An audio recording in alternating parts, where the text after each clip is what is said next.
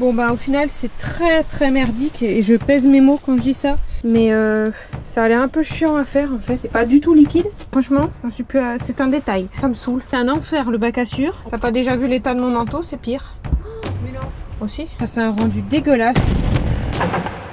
Bon, je te rassure, j'en suis arrivée à bout de ce toilette. Et toute cette catastrophe, en fait, c'est uniquement dû à mes mauvais choix lors de cette construction. En aucun cas, elle est liée aux toilettes à séparation que j'ai choisies. Du coup, dans cette vidéo, je vais te donner toutes les erreurs à ne pas faire quand tu construis un toilette sèche do it yourself fixe dans ton van ou dans ton fourgon aménagé. Mais avant toute chose, je vais t'expliquer pourquoi moi, je suis partie sur un toilette sèche plutôt qu'un toilette chimique. C'est parti! Alors, tu as principalement deux toilettes qui s'opposent. D'un côté, tu as les toilettes chimiques, où tu vas tout simplement faire popo dans l'eau. Et de l'autre, tu as, comme moi, les toilettes sèches, où tu vas faire popo dans de la sûre, ou tout du moins une litière. Alors moi, il y a trois arguments qui ont vraiment fait pencher la balance du côté des toilettes sèches. Le premier, c'est tout simplement la simplicité d'usage. Je n'ai pas besoin d'aller dans une aire de camping-car pour vider mes toilettes. Le caca, il est dans un sac et à la poubelle, ou dans un compost si j'en trouve un. Et le pipi, tout simplement dans la nature, comme n'importe quel animal. J'en viens au deuxième argument, c'est tout simplement dans le nom, le côté chimique. Je ne me voyais tout simplement pas utiliser de produits chimiques pour dissoudre les sels et ne pas sentir d'odeur. Donc je suis partie plutôt sur une toilette sèche. Et le troisième argument, c'est niveau odeur. Alors oui, un toilette sèche, quand tu fais popo, ça sent parce que tu n'as pas l'eau qui recouvre tes excréments. Mais une fois que c'est recouvert de sûre, tu sens quelque chose de naturel. Tu sens la sûre ou ta litière. Et ça, moi, j'adore. Dans les toilettes sèches, cette fois-ci, tu vas avoir deux types, avec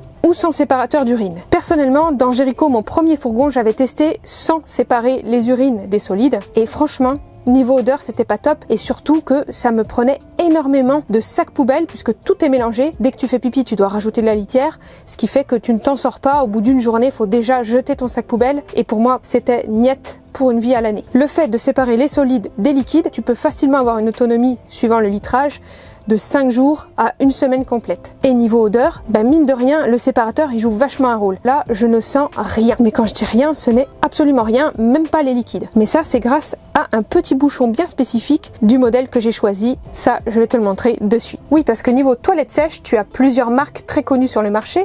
Moi, j'ai choisi de demander un partenariat auprès de Trellino, qui est le sponsor de cette vidéo. J'ai choisi Trellino d'une part parce qu'il y a un produit chez eux qui m'intéressait énormément, et d'autre part parce que j'en ai entendu que des bons retours auprès de certains d'entre vous, et en vrai, effectivement, ils sont super cool. C'est une marque allemande, c'est Dutch Qualitat, c'est la Rolls-Royce du toilette sèche. Je vais te montrer de suite ce que tu reçois dans le carton. Du coup, je leur ai demandé de m'envoyer un kit do it yourself de toilette sèche parce que j'avais envie de créer moi-même le caisson des WC pour l'adapter au millimètre et de manière fixe à ma douche. Mais sache qu'il existe des toilettes sèches toutes prêtes et bien hermétiques. Tu n'as rien d'autre à faire que le poser dans ton van. Du coup, de quoi est composée une toilette sèche? Qu'est-ce qu'on a dans le carton? On a des sacs poubelles recyclables de la marque Trellino. Un sac de litière bloqueur d'odeur. Moi personnellement, j'utilise à terme de la simple sûre de bois, ça fait très bien l'affaire. On a le bac à caca et à pipi. Donc le bac à caca, c'est tout simplement un récipient. Ici, j'ai pris le plus grand modèle de Trellino. Et enfin, on a le bac à pipi avec deux styles de bouchons. Je vais y revenir par la suite. Ensuite, on a la lunette ici qui sert à séparer le caca du pipi. De quoi monter tout ce qui est lunettes de toilette. Et je leur ai également demandé d'ajouter une lunette de toilette avec l'abattant des toilettes. Ça vient avec un ralentisseur de couvercle de lunettes. Ensuite, tu as le gabarit pour tracer toi-même, tu sais, la découpe du séparateur. Ça, c'est vraiment top quand tu construis toi-même, t'as même pas besoin de réfléchir. Et la chose primordiale, mais vraiment primordiale dans ce colis, c'est les chaussettes caca. Première étape, construire le caisson qui va venir accueillir le toilette. Alors là, attention à ne pas faire plein d'erreurs fatales qui peuvent entraîner une lunette de toilette qui ne tient pas toute seule en position relevée ou encore des grosses fuites de pipi et de caca en dehors des receveurs. Oui, ça m'est arrivé. Et c'est vraiment pas drôle. La première chose que j'ai faite, c'est de construire une structure en tasseau qui va venir soutenir tout mon poids quand je ferai pipi popo. Pour ça, j'ai utilisé des tasseaux en sapin de 27 par 27 mm. Et ensuite, j'ai découpé toutes les planches qui vont servir à plaquer le devant des toilettes et à créer un bac de sûre. Pour ça, j'ai utilisé du bois Queen Ply de Platen Laden que j'adore, en 10 mm. Et comme c'est une structure en tasseau et en contreplaqué, je m'occupe d'encastrer les planches correctement avec ma super règle équerre multifonction. D'ailleurs, si elle t'intéresse, je te mets le lien en description parce que tu peux vraiment faire plein de choses avec. Ce que j'ai fait, c'est que j'ai utilisé une chute de contreplaqué pour faire le bac à sûr. J'ai découpé de la planche, tu l'as vu, qui va venir ici. Le tasseau se met comme ceci. Et de l'autre côté, j'ai mis un tasseau parce que ici, ça va être la partie toilette qui va reposer ici. Il faut que je découpe la planche. Plus, j'ai rajouté 2 pieds ici pour supporter tout notre poids quand on fera popo. J'ai mis en place la planche de devant. Pour l'instant, il n'y a rien qui est fixé ici au niveau de l'avant, hein, ça sera en dernier. Et là, ce que je vais faire, c'est que je vais découper la planche qui va aller au-dessus. Pour découper le trou où viendra s'encastrer le séparateur, je prends le truc qui correspond pile poil à la découpe à effectuer. Bon, si tu me vois galérer, c'est parce que j'ai un ciseau de gaucher alors que je suis droitière. Une fois tracé, je n'ai plus qu'à découper.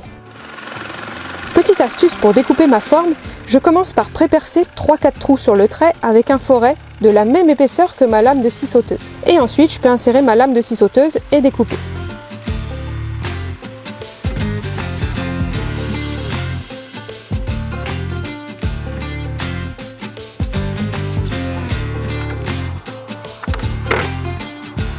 Pile poil. Ensuite, pour faire ça propre, j'ai utilisé un ciseau à bois pour tailler la planche et encastrer le séparateur dans le bois à fleurs. Ainsi, rien ne dépasse. J'ai dû enlever à peu près 1 à 2 couches du Queen Ply pour que ça rentre totalement.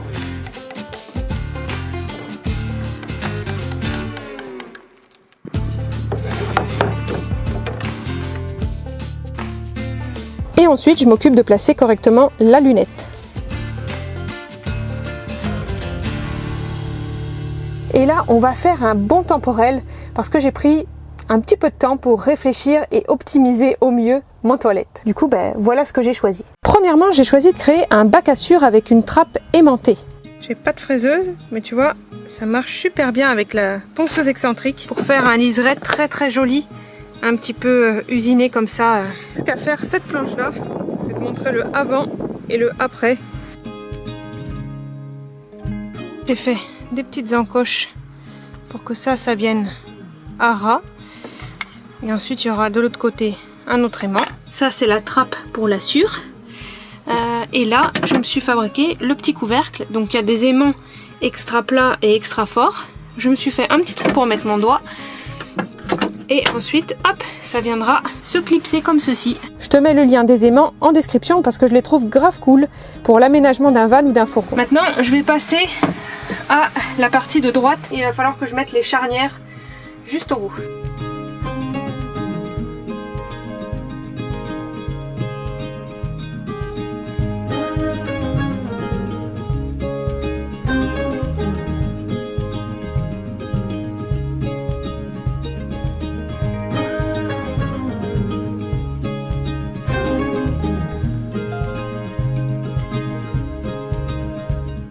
Là, c'est bon, on a le système qui s'incline. Et je ne sais pas si tu le sais, mais étant une grande perfectionniste, je me suis mise en tête de réduire l'écart induit par la mise en place des charnières. Donc je vais dégommer un peu de bois pour que la surface métallique, elle rentre vraiment dedans le bois. Donc là, de la même façon que j'ai fait pour les aimants, je vais essayer de faire en sorte de creuser un peu. Ensuite, je m'aide d'une lime. Donc là, c'est une lime à bois. J'ai marquer où sont précisément chaque charnière et je vais limer pour vider un petit peu au niveau du morceau de bois.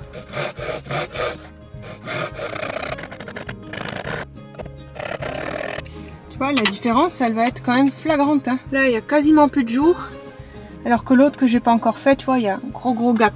J'ai suffisamment rogné pour qu'il n'y ait plus aucun écart. Enfin, il y a 1 millimètre ou 1 micromètre d'écart. Bon, là, je vais pas remonter le mécanisme parce que du coup, ça part en peinture. Prochain chantier, là, je vais me mettre en fait à regarder par là et je vais regarder quelle hauteur il me faut pour lever chacun des 2 bacs et qu'il soit au niveau du séparateur d'urine. Bon. Laisse-moi te raconter l'anecdote du pourquoi j'ai surélevé les bacs à pipi et à caca. Comme tu as pu le remarquer au début de cette vidéo, les bacs à pipi et caca, ils étaient au fond de mon toilette. Sauf que mon toilette, il fait 45 cm de haut. Donc il y avait un gros décalage entre le séparateur d'urine et chacun des bacs en dessous. Et du coup, comme rien n'arrive par hasard, eh bien ce jour-là, j'avais fait un petit road trip avec Django. Ouais. Road trip durant lequel j'ai été malade pendant 3 jours. Et sauf que quand tu as un trop grand écart entre le séparateur et les bacs, ben ça coule à côté. Oui, le pipi et le caca. Voilà, je vais t'épargner les détails, mais bref, tu l'as compris, c'était 3 jours très intenses, surtout pour mes toilettes. Du coup, j'ai décidé de surélever les bacs. Et depuis, plus aucun problème. Fort heureusement. Je me suis fait des petites étagères pour surélever chaque bac à la bonne hauteur.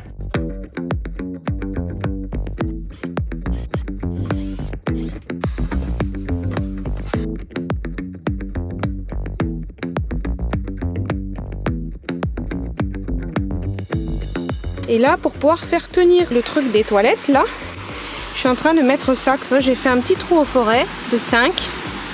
Je le positionne. Hop, petit coup de marteau. Et ça bouge plus. Et comme ça, je vais pouvoir l'enclencher et il ne bougera plus le support du bac à pipi. J'ai réutilisé ce qu'on met sur des meubles ici. Normalement, c'est pour des tiroirs de meubles.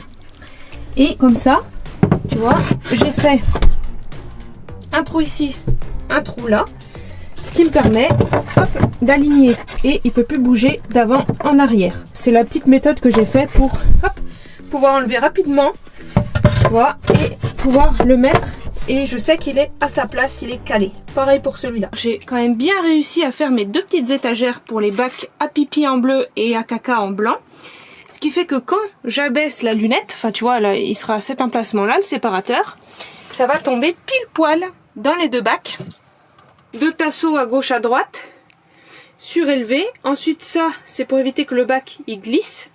Ça me fait un petit espace de rangement en dessous, alors encore plus pour le bac à caca. Et ensuite, du coup, tu vois, ça vient pile s'emboîter dedans.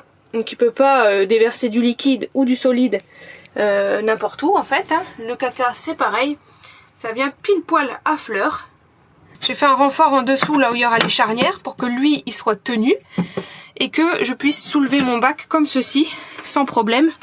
Tu vois, il y a le renfort ici pareil, un tasseau à gauche, une équerre à droite. Ça vient renforcer le toilette. Et là, ce que j'ai oublié de faire, c'est que pour le bac à sûr, il va falloir que je crée un faux fond pour faire passer les tuyaux de gaz et d'eau. Parce que les tuyaux vont arriver du coffre qui est sous le lit, passer ici à côté du bac de douche, passer dans le toilette pour ressortir dans la cuisine juste ici où il y a le four à gaz et les plaques à gaz. Donc là concrètement j'ai ça en tuyau de cuivre à faire passer pour le gaz, tuyau d'eau froide, tuyau d'eau chaude. Quelques petites précisions, mais ça j'en referai une autre vidéo YouTube sur le gaz. Là tu vois j'ai choisi une couronne de cuivre recuit parce que c'est plus facile à travailler. Et je l'ai pris en extérieur 8 mm et en intérieur 6 parce que c'est largement suffisant, surtout quand tu as un petit réseau comme dans un van ou un fourgon aménagé. Et c'est surtout que regarde, je peux vraiment le travailler à la main. J'ai pas forcément besoin d'une pince comme ça, tu sais, pour travailler le tuyau de cuivre et le couder. Là, je vais pouvoir, notamment pour faire passer dans mes toilettes, le travailler à la main, ce sera beaucoup plus simple pour moi. Ah, et pour ceux qui me disent, oui, tu présentes des batteries, tu les utilises pas, etc. Si, j'en suis toujours rendue à ma batterie à ferry, je te remets la vidéo juste ici. Parce que regarde, les batteries, alors là c'est ma ponceuse, ma perceuse visseuse, mon aspirateur. Bref, j'utilise ma batterie à ferry non-stop sur le chantier, c'est hyper pratique parce que là j'ai toujours pas mon réseau 230 volts et de toute façon il y a certains chargeurs, j'aurais pas pu les brancher sur mon convertisseur 800 watts. Donc si, j'utilise toujours, tout le temps ma batterie à ferry que je t'ai présentée en vidéo. Allez, ça continue.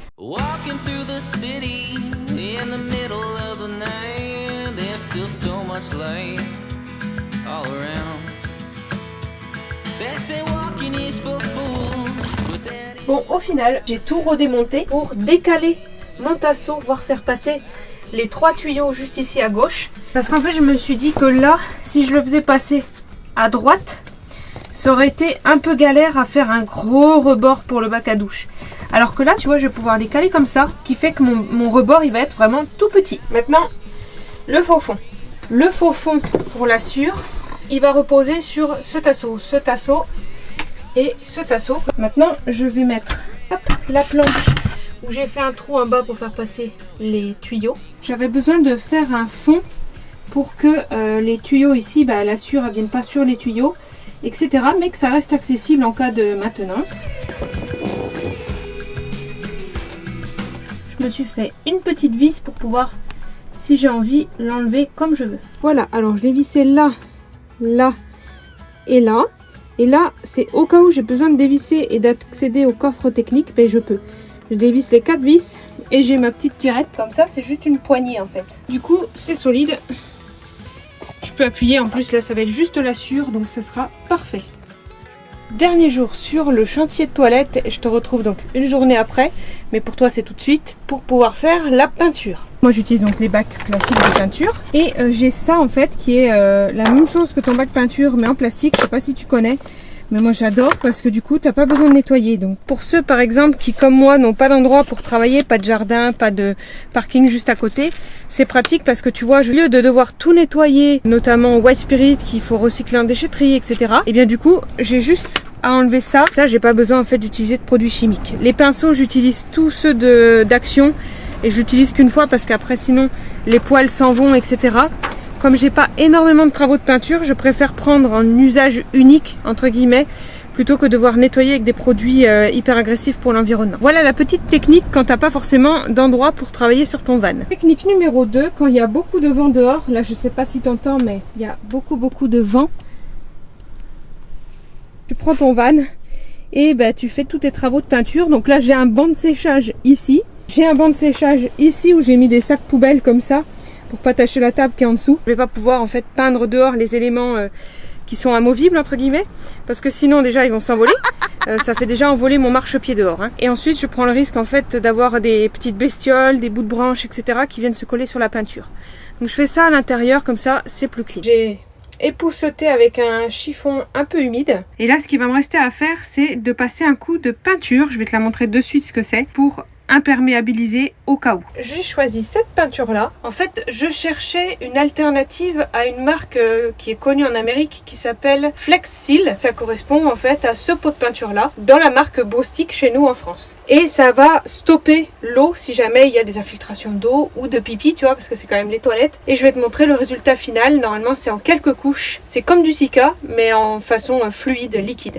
A few moments later. Bon au final c'est très merdique et je pèse mes mots quand je dis ça. C'est pas du tout fluide comme ils disent, c'est pas du tout simple à appliquer au pinceau comme ils le disent. Tu vois, ça fait un rendu dégueulasse, donc je vais attendre que ça sèche parce que ça c'est le dessus des toilettes. Du coup on va attaquer avec le bon vieux pot de peinture version salle de bain. Celle-là qui est du blanc en satin qui devrait donner un bon rendu et elle empêche l'eau de rentrer sur les boiseries. Donc c'est tout ce que je veux pour les toilettes. Je fais un petit aparté où je te dis que le produit ne fonctionne absolument pas, que c'est de la merde, etc. Attention, le produit n'est pas de la merde. C'est juste que j'ai voulu tester si ça fonctionnait ou pas. Et à la base, c'est censé être pour des toitures, pas pour peindre un toilette dans un fourgon aménagé. Donc c'est pas le produit qui ne va pas, c'est juste moi, voilà, j'ai voulu tenter le coup et ça n'a pas fonctionné. Donc voilà, c'était juste un petit râlage auprès de moi-même d'avoir eu cette idée. J'ai donc repeint tout l'intérieur du WC. Et pour les parties que j'avais peint au Bostik, j'ai dû tout dégommer à la ponceuse pour que ça parte entièrement. Bon là du coup, j'ai réussi à rattraper ma connerie avec la pâte que je t'avais montrée. Donc, tu vois, le rendu est quand même beaucoup plus lisse, beaucoup plus propre. C'est rattrapé. Et grâce à ma super ponceuse excentrique, j'ai pris celle-là. Alors ça aurait été bien que je prenne 2 batteries. Et du coup ça m'a permis de tout redégommer la pâte sur les toilettes. Tu vois, ça fait plein de petits morceaux blancs. J'ai ainsi pu repeindre correctement le dessus du toilette. Et je suis partie sur une ambiance terracotta que j'adore. Dernière étape, maintenant que j'ai retouché toutes mes bêtises, ça va être de venir poser ce vernis, on va dire. Donc là, comme j'ai utilisé une peinture super mate, on va dire, il n'y a pas d'effet brillant, j'ai pris un vernis protecteur spécial meuble peint. Et ça devrait pouvoir me protéger mon toilette de toute agression type eau, même s'il y a une goutte de pipi qui tombe dessus, ou je ne sais quoi, ça protège tout. Et ça, j'y mettrai certainement aussi dans la cuisine. Pour faire ça, du coup, tu vas avoir besoin de 3 choses. Le pinceau spécial saturateur, lasure, etc. pour faire les tranches. Et il va falloir que tu prennes un rouleau mousse pouvoir étaler ce type de produit. Et bien sûr des gants de protection si tu veux pas t'en foutre partout. Et je commence moi toujours par les tranches, les arêtes. Donc là je vais faire une première couche. Et ils disent 24 heures de séchage entre deux couches. Ça fait blanc, mais c'est un vernis normalement qui est incolore. Alors on va voir tout de suite ce que ça donne. Donc ça tu peux appliquer sur toutes les peintures à l'eau que tu as pris pour ton fourgon, qui sont mates du coup.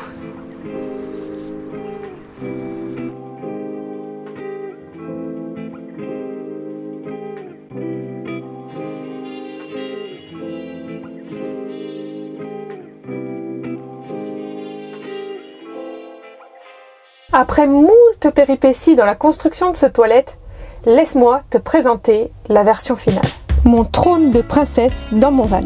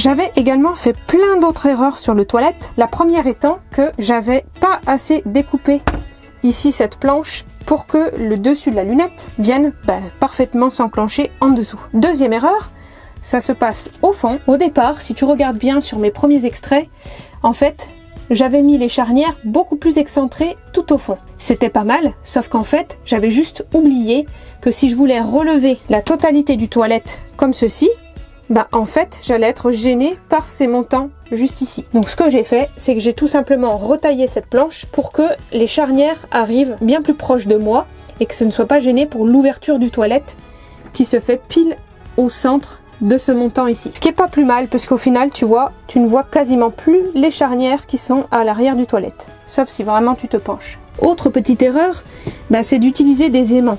Parce qu'en fait, je me disais que ça allait tenir tout simplement comme ça. Et en fait, ça ne tient pas. Ce que j'ai dû faire, c'est de rajouter des petites cales pour que la planche ne tombe pas dans le bac à sucre.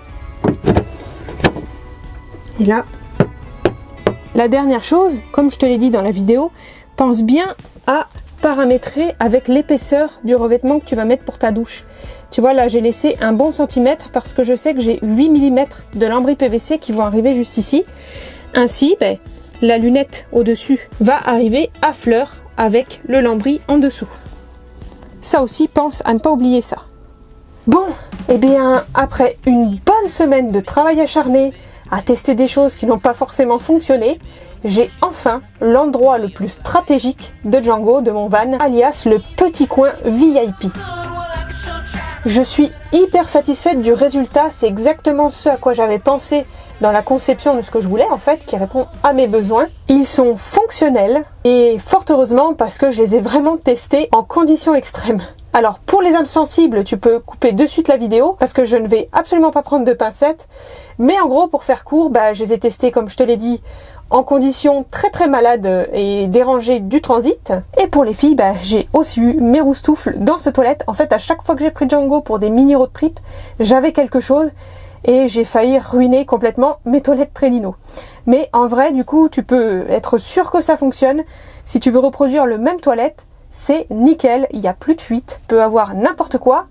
Ils sont hyper fonctionnels et ils sont vraiment trop cool. Je suis complètement autonome en petits besoins. Maintenant, prochaine étape, ce sera certainement la vidéo de dimanche prochain. C'est l'espèce de chose verdâtre Hulk que tu vois derrière moi, c'est la douche. Parce que je t'en ai pas parlé, mais elle est déjà bien avancé et je vais t'en parler, je pense, dans au moins 2 épisodes différents, sinon ça va faire des vidéos beaucoup trop longues. Je vais te parler de la structure, comment j'ai construit ça, quel bois j'ai utilisé et aussi comment j'imperméabilise toute la douche et comment je pose, comment j'ai choisi mon revêtement qui va aller dans la douche. Ça, ce sera l'objet des vidéos prochaines. Allez, prends soin de toi, ciao!